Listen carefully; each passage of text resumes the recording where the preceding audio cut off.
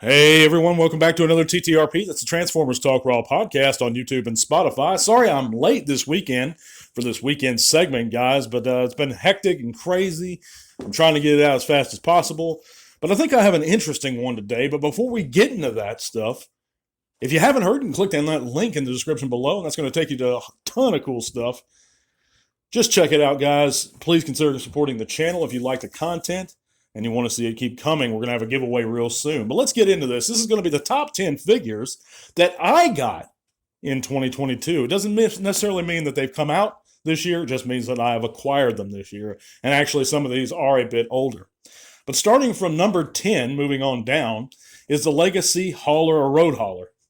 This is a fantastic mold. I never had any QC problems with it. I know a lot of people did with the grapple and the pegs on the feet, but I never did. It's a fantastic color of a character we rarely get. I think we got him once before in the E-Hobby line.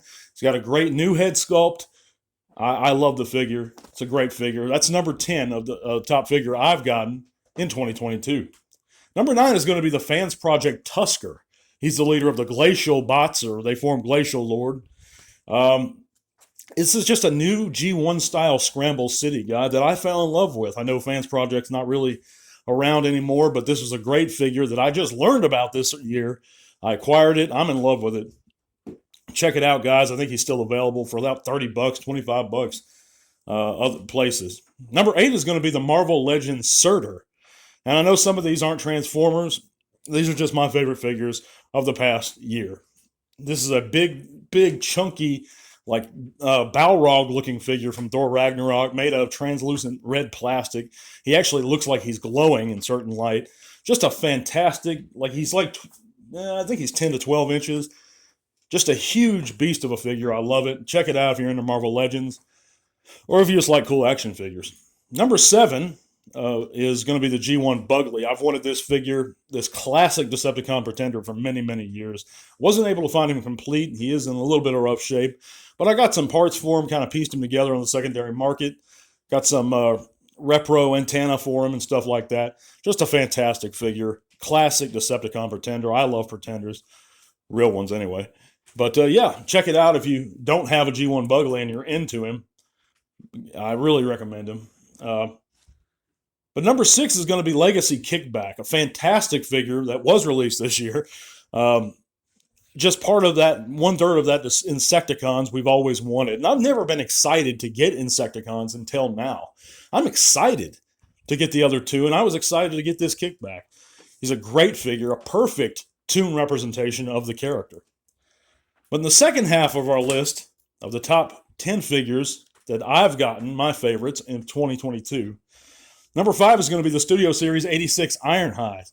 Speaking of perfect toon representations of the characters, this is the Ironhide we've always wanted, guys. You can put aside those other ones.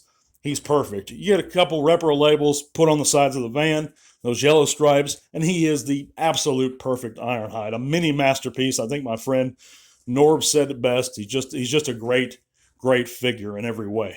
Love the fact he comes with 2 guns, just like in the movie. That cool backdrop. Fun transformation. Great figure all around.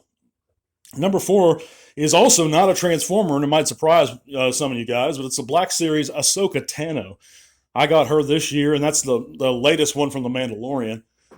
The basic one. I know they're coming out, or they're just come out with one that has a cloak on. I would have gotten that one had I known at the time, but this is a fantastic figure, a perfect likeness of a Rosario Dawson, the actress that portrays Ahsoka on The Mandalorian and Book of Boba Fett. Love the figure. Absolutely fantastic. If you're into the Black Series, go for it. You can't lose. And I think she's like really cheap right now, like 20 bucks. Number 3 is going to be the Studio Series 86 Sludge. Again, what I said about Kickback, I reiterate about Sludge, except that I always like getting Dinobots, but this is a perfect Sludge in almost every way. I know some people have QC issues. I have not in no major gripes with the figure. A couple little nitpicks, but he is a phenomenal representation of the character. Fun to transform, perfect in both modes. Could it be a little bit bigger in Dino mode? Yeah, maybe, but I have no problems with him. Just a great figure all around.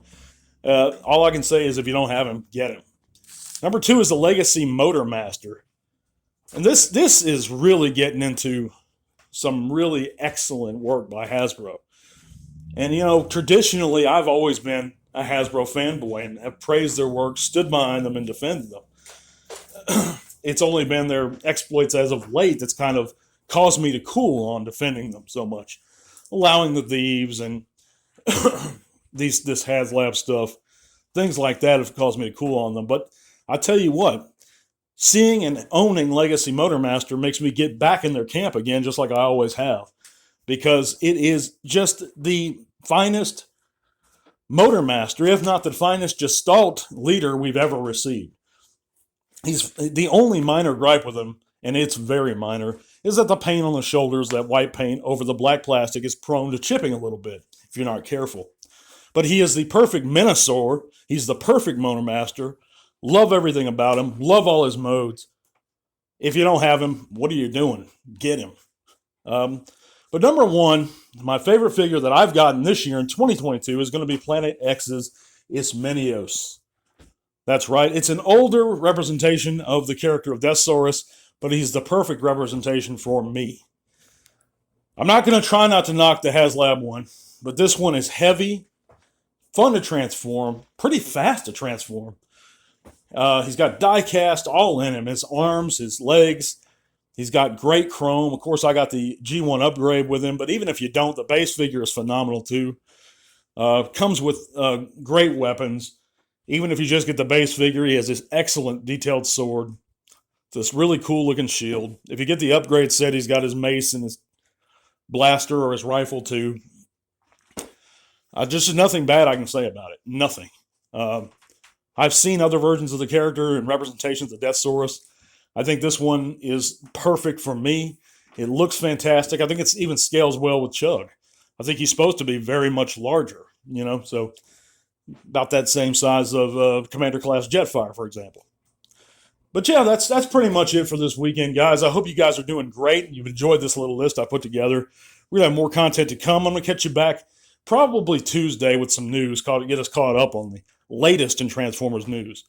Thanks for checking me out, guys. God bless, and to all are one. This podcast is made possible thanks to the amazing support by our patrons. Click that link in the description below to help keep Tea Talk Raw going strong. Thank you.